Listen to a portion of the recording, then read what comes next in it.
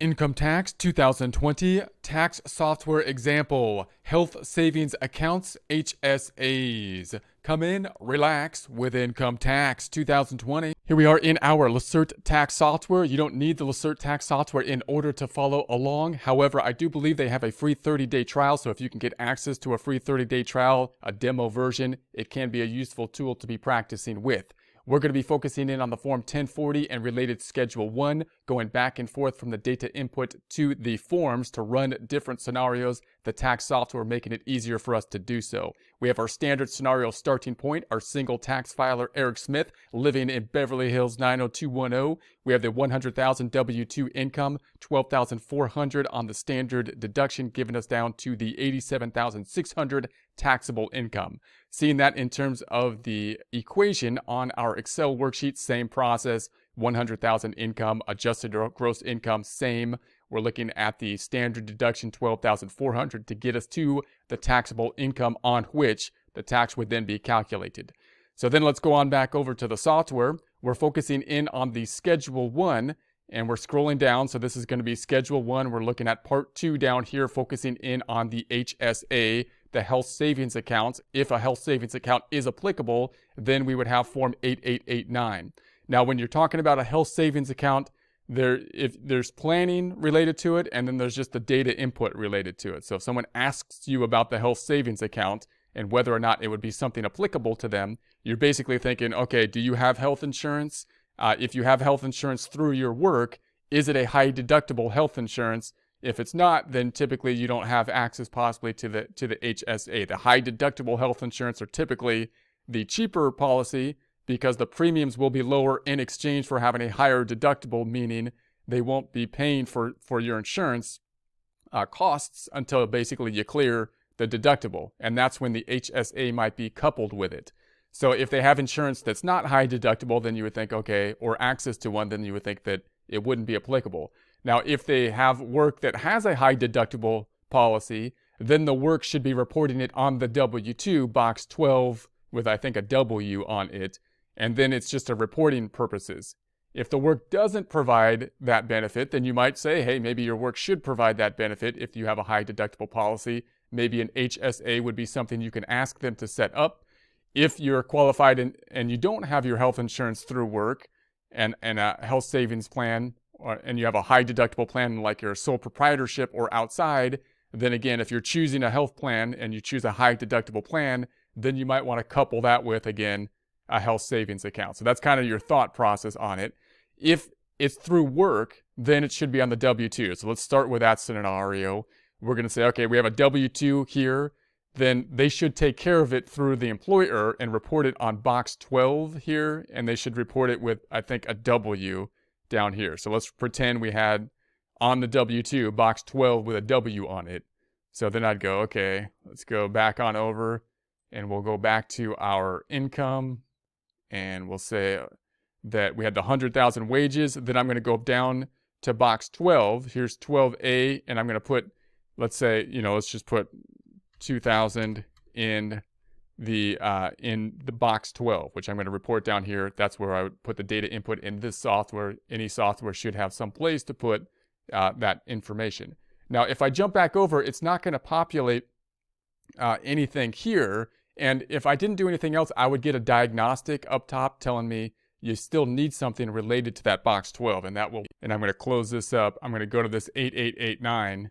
And that will be whether it's self only or family. So I need to provide this information. So notice Lacerte populated this form, but I don't have enough information to really populate it until I give it this information. And again, the diagnostics in the tax software would basically tell me that if I didn't, populate this. So I'm going to jump on over and I'm going to say, okay, let's say it's a self only coverage. So I'm going to go boom. And then if I go back on over, it'll populate this Form 889, the health savings account. So if we just kind of read through this, we got the health savings account here. We're looking at Part 1. This is the contributions and deduction. So check the box to indicate your coverage under the high deductible plan for during the year, self-coverage. And then line 2, HSA contributions you made for 2020, including those made from January 1st, 2021 through April 15, 2021. That were for 2020, do not include employer contributions. So we didn't make any contributions. We're going to say that they were employer contributions here. If you were under age 55 at the end of 2020 and the first day of every month during 2020, you were or were considered an eligible individual with the same coverage, enter 3,557 or 7,100 for family coverage. All others, see the instructions. So there's the 3,550 for the self-coverage. And then we have enter the amount you and your employer contributed to the ACRES MSAs for 2020 from Form 88353. We have nothing there. And then we subtract line 4 from line 3. So there's the 3,550. Enter the amount from line 5 here. So enter the amount from line 5. So we have the amount from line 5. And then let's skip on down to line 8. We're going to add these up. And then the employer contributions made to your HSAs for 2020 was 2,000 here. So that gives us the add lines 9 and 10. So now we've got the 2,000 here. Subtract line 11 from line 8. If 0 or less, enter 0. And then line 13, HSA deduction, enter the smaller of line 2. So line 2 up top, which is our contribution, we didn't make any. Or line 12 here, and on Schedule 1, Form 1040. There's nothing here is the bottom line point we're making here, because it was done by the employer. So in other words, the employer made the contribution. It wasn't included in Box 1. If it's not taxable, it wouldn't be included in Box 1.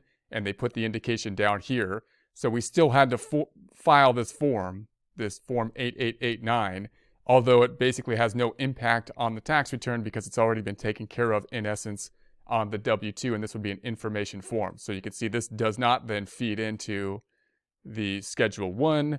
We don't have anything here, even though we had to add that form. And then on the 1040, we have no change. We're just at the same point we were prior to that. So now let's think of a situation where the coverage is not through work and therefore it's not going to be taken care of on the W-2. So if I go back on over here and I say, okay, now let's go to the income, the wages, and I'm going to say we don't have the coverage through work, let's say.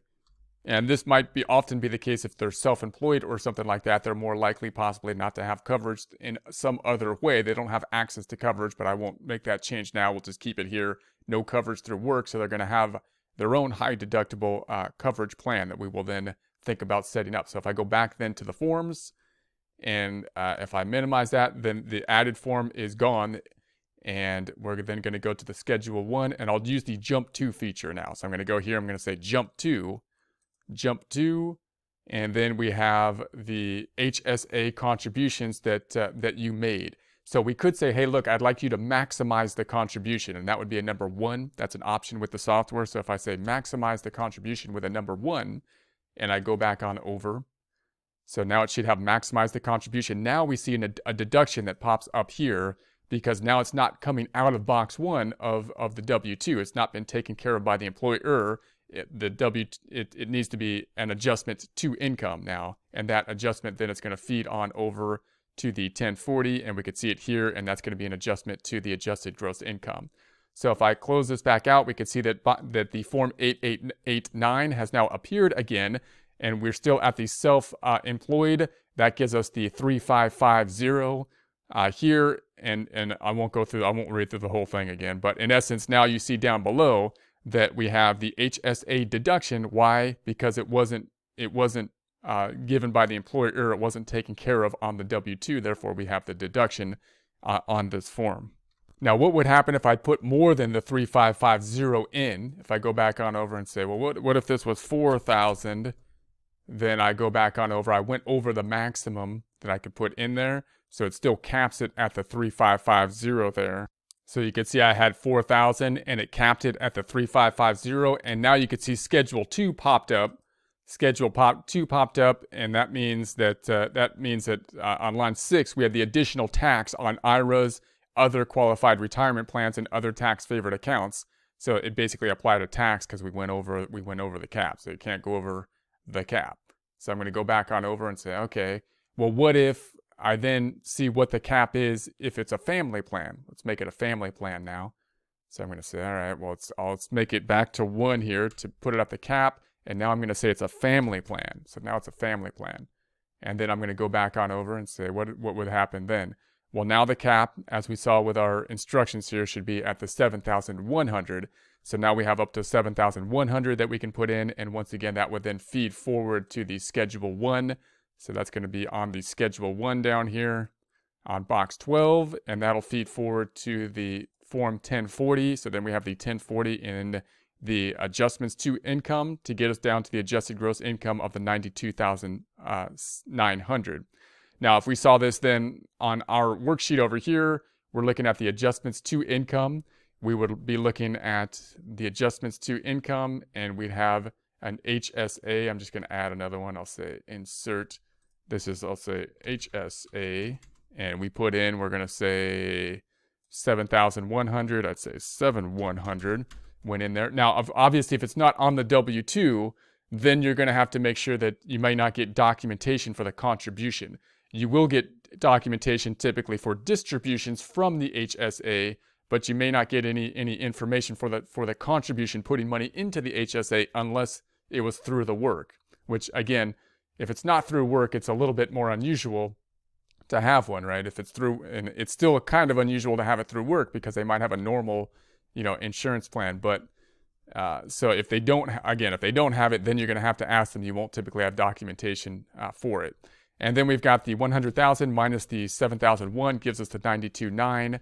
The standard deduction at the 12,004 to bring us to the 80,500 on which the tax would be calculated. That basically mirroring what we have here on the Form 1040. So just remember that we're talking here about the contribution side, and then of course the second side of this is the HSA distributions, and we're not going to get into that now because that's not what the section we're on here is, but just note that would also be reported using the Form 8889, and when the money comes out, then you're going to get possibly that 1099, right? When the money comes out, then you might get a form that will look something like this, and you'd have to then fill out this form and see that those distributions were made in accordance with the HSA in order for the tax benefits to take place, and report that here on Form 8889.